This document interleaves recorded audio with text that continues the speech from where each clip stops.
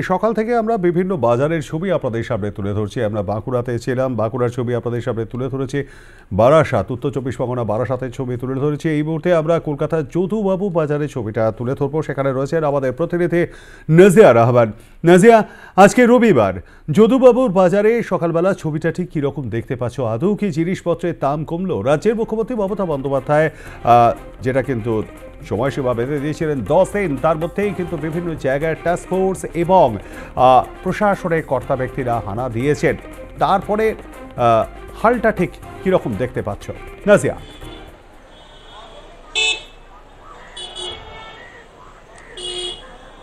নিত্যদিন বেড়েই চলেছিল জিনিসপত্রের দাম, শাকসবজির দাম আকাশ ছোঁয়া এবং মধ্যবিত্তের নাগালের বাইরে হয়ে পড়েছিল শাকসবজির দাম।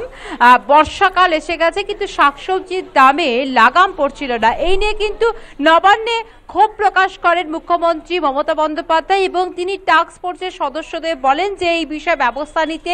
টাস্ক ফোর্সের সদস্যরা মুখ্যমন্ত্রীর ক্ষোভ প্রকাশের পরেই তারা অ্যাকশন মুডে নামেন এবং বিভিন্ন মার্কেটে তারা যান এবং সেখানে গিয়ে তারা দেখেন, কথা বলেন বিক্রেতাদের সঙ্গে, কেন দাম বেশি জিনিসপত্রের সেদিকে তারা নজর দিয়েছেন এবং 10 দিন সময়সীমা বেঁধে দিয়েছিলেন এবং টাস্ক ফোর্সের সদস্যদের বক্তব্য ছিল যে এক সপ্তাহের মধ্যেই কিন্তু দাম অনেকটা নাগালের মধ্যে চলে আসবে, অনেকটা কমবে এবং বৃষ্টি বেশি হলে পরে দাম আরো কমবে, জিনিসপত্রের শাকসবজির দাম আরো কমবে, এমনটাই কিন্তু বক্তব্য ছিল টাস্ক ফোর্সের সদস্যদের। আমরা দেখেছি রবীন্দ্রনাথ কোলে টাস্ক ফোর্সের যিনি প্রধান, তিনি বিভিন্ন মার্কেটে গেছেন এবং ক্রেতাদের সঙ্গে বিক্রেতাদের সঙ্গে কথা বলেছেন। তার সঙ্গে অনেক সময়ই বাকবিতণ্ডায় জড়িয়ে পড়েছেন বিক্রেতারা। বিক্রেতাদের বক্তব্য যে তারা বেশি দামে, চড়া দামে জিনিস কিনছেন, তার জন্যই তাদের চড়া দামে বিক্রি করতে হচ্ছে, এমনটাই কিন্তু বিক্রেতাদের পক্ষ থেকে বলা হয় এবং রবীন্দ্রনাথ কোলে তাদেরকে জানান যে বেশি দামে কিনলে পরে সেই জিনিসের কথা আলাদা, কিন্তু কম দামে কিনে চড়া দামে নিলে পরে সেটা কিন্তু আইনত আইন বিরুদ্ধ এবং সেদিকে কিন্তু তিনি ধমকও দেন বেশ কিছু বিক্রেতাকে। আমরা চলে এসেছি যদুবাবুর বাজার এবং দক্ষিণ কলকাতার অন্যতম বিখ্যাত বাজার বলা যেতে পারে যদুবাবুর বাজার। যদুবাবুর বাজারে কিরকম দাম সপ্তাহ খানেকের মধ্যে হলো, কারণ টাস্ক ফোর্স যেভাবে অ্যাকশন মোডে নেমেছিল তারপরে কি কমেছে? আমরা কথা বলবো বিক্রেতাদের সঙ্গে। কাকা, আপনার নাম? শিবু কুন্ডু। কিরকম দাম কমেছে? মানে এক সপ্তাহ আগে যে দাম ছিল, টাস্ক ফোর্স বিভিন্ন মার্কেটে এসেছিল, সেক্ষেত্রে দাম কি কমেছে কিছুটা? মানে কমেছে, মানে অনেক কমে গেছে। মোটামুটি যেমন বেগুন ছিল 150-200 টাকা কিলো, সেখানে এখন 50-60 দাম দাঁড়িয়ে গেছে। কলা ছিল 100 টাকা কিলো, এখন 60 টাকা দাঁড়িয়ে গেছে। আর পটল ছিল 50-60-40 দাঁড়িয়েছে। ভেন্ডিও 80 টাকা ছিল, 60 টাকা দাঁড়িয়েছে। মোটামুটি শসা ছিল 100 টাকা, 80 টাকা, 50 টাকা, 60 টাকা দাঁড়িয়ে গেছে। আর বিনটা তো বাইরের বিন অনেক দাগি হয়ে যাচ্ছে। বিনের বাজারটা আপ ডাউন হচ্ছে প্রচুর, কোনো সময় 120, কোনো সময় 140, কোনো সময় 150 এরকম হচ্ছে। সিমলা লঙ্কা একই অবস্থা কন্ডিশন। করলা বললাম তো আপনাকে যে মানে আগে ছিল 100 টাকা, এখন 60 টাকা দাঁড়িয়ে গেছে। বরবটি 150 টাকা হয়ে গেছিল, এখন 60 টাকা কিলো দাঁড়িয়ে গেছে। এখন মানে মোটামুটি ধরুন 1/3 দাম এসে গেছে। টাস্ক ফোর্স মার্কেটে এসে নেমেছে এবং টাস্ক ফোর্স যে দেখলো তারপরে না না না না না ওয়েদারের টেম্পারেচারের জন্য মাল ভারসাম্য আপ ডাউন হয়। কোনো পার্টিগত ব্যাপারে একমাত্র আলুইটা হতে পারে, আলু স্টোরে থাকে, ওটা কম বেশি করতে পারে। দ্বিতীয় কোনো সবজি কোনো লোক আপ ডাউন করতে পারে না, ওয়েদারের উপর নির্ভর করে সব সময়। বেড়েছিল কেন, কি বলবেন? বেড়েছিল এই কারণে প্রচুর রোদ্দুর, গরম ছিল, জল বৃষ্টি একদম ছিল না, বা তাপমাত্রা এত হতো ফসল পুরো ছাই হয়ে যেত, ফলন কমে যেত। এখন ওয়েদারটা একটু আস্তে আস্তে ঠান্ডা হচ্ছে, সবজির পরিমাণটাও বেড়ে গেছে। এখন যোগানটা ভালো হচ্ছে, এখন যোগানটা খুব ভালো হচ্ছে। আমরা কথা বললাম বিক্রেতার সঙ্গে এবং দাম কিছুটা কমেছে। অনেক সবজিরই দেখা যাচ্ছে যে হাফ দাম কমে গেছে, সেক্ষেত্রে কিছুটা হলেও নাগালের মধ্যে আসবে এমনটা। কিন্তু আমরা কিছু বিক্রেতার সঙ্গে কথা বললাম, ক্রেতার সঙ্গে একটু কথা বলি। দিদি, বাজারে তো আসছেন, দাম কেমন দেখছেন? দাম তো খুব প্রচুর দাম। কি কমলো? টাস্ক ফোর্স তো বিভিন্ন মার্কেটে গেল, সেক্ষেত্রে কিছুটা কমেছে? কমছে কোথায়, সাধারণ মানুষের তো কোনো কমতি নেই এখানে। যারা সাধারণ দিন আনে দিন খায় তাদের তো খুবই কষ্ট হচ্ছে। হ্যাঁ, আর কি বলবো বলুন, বাজারে যা দাম, আগুন ছোঁয়া দাম ধরাই যাচ্ছে না। আপনার নাম, আপনার বাড়ি কোথায়? আমার বাড়ি সুভাষগ্রাম, উমা পোড়েল। আপনার নাম? উমা পোড়েল। আমরা কথা বললাম একজন ক্রেতার সঙ্গে। দিদি, মার্কেটে তো আসছেন, দাম কেমন কি দেখছেন? গত সপ্তাহ থেকে কিছুটা কি কমেছে এই সপ্তাহে? আমি এক্ষুনি এসেছি, আমি জানি না, আমি একবার এখন তো নিয়েছি আমি। এমনিতে বাজার করছেন, কেমন কি দাম? মোটামুটি এমনিই আছে, কিছু কম হয়নি, ওটা কমে, খুব একটু কমেনি, মোটামুটি এমনিই আছে। সমস্যার মধ্যে পড়তে হচ্ছে সাধারণ মানুষকে, যারা মধ্যবিত্ত, চলছে, খেতে হচ্ছে। হ্যাঁ, অপশন নেই। হ্যাঁ। আপনার নাম, আপনার বাড়ি কোথায়? নিমিতা দেশাই, এই পদপুকুর। আচ্ছা, এই এলাকারই কাছাকাছি আরো একজন কিনছেন মার্কেটে, আমি তাদের সঙ্গে একটু কথা বলবো। কাকিমা, হ্যালো। বাজারে তো এসছেন, মনের মতো জিনিসপত্র কি কিনতে পাচ্ছেন? দামের জন্য কি কেনা যাচ্ছে? এই 60 টাকা বলেছে, 50 টাকা বললাম, দিয়ে দিল। এর আগে আরো কি দাম ছিল জিনিস? দাম বেশি ছিল, বেশি। আপনার বাড়ি কোথায়? আপনার নাম? এই তো নর্দান। আপনার নাম? মিনতি ব্যানার্জি। আঙ্কেল, আপনি একটু বলুন, দাম কেমন কি কমছে কি বাড়ছে? এই কমছে, সামান্য সামান্য কমেছে। হ্যাঁ, মানে আজকে দেখলাম, এর আগে সপ্তাহে একটু বেশি ছিল, 80 টাকায় শশা ছিল, এখন সেটা বলতে 50 টাকা নিয়েছে। হ্যাঁ, মানে গত সপ্তাহে যা ছিল তার থেকে কিছুটা হলেও কিছুটা হলেও কমেছে। এটা কি টাস্ক ফোর্স মার্কেটে এলো তারপরে কি আমার মনে হচ্ছে আমার মনে হচ্ছে অ্যাকশনটা কি আরো আগে নেওয়া উচিত ছিল?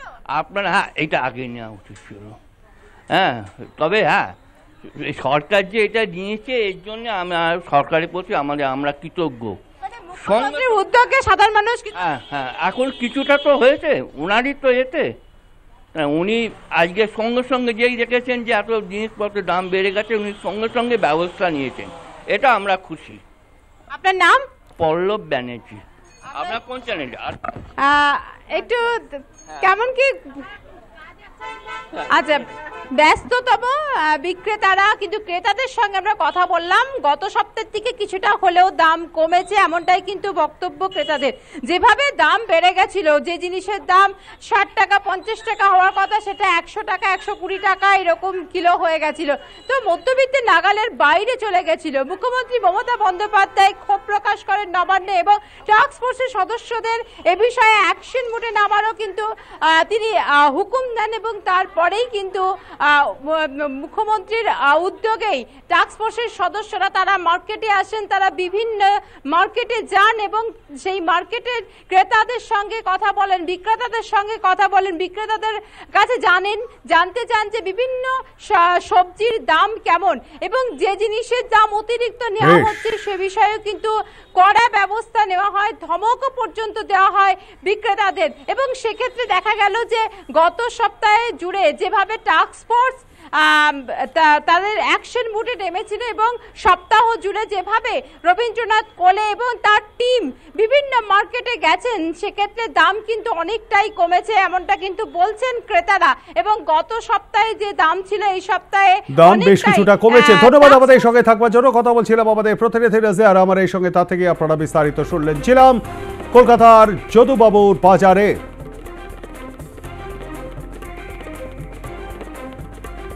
সেখান থেকে শুনলেন। এর আগে আমরা বাঁকুড়া বাজার এবং উত্তর 24 পরগনা বারাসাত বাজার দেখেছি। এই মুহূর্তে আমরা চলে যাব নদিয়াতে। সেখানে রয়েছেন আমাদের প্রতিনিধি বিশ্বজিৎ দেবনাথ। বিশ্বজিৎ, আজকে নদিয়ার তুমি কোন বাজারে রয়েছো এবং সেখানকার বাজার দর কিরকম দেখতে পাচ্ছ? আদৌ কি দাম কিছুটা কমলো গত সপ্তাহের তুলনায়? দেখো প্রবীরদা, সকাল থেকে দেখে আসি রবিবারে আজকের বাজার।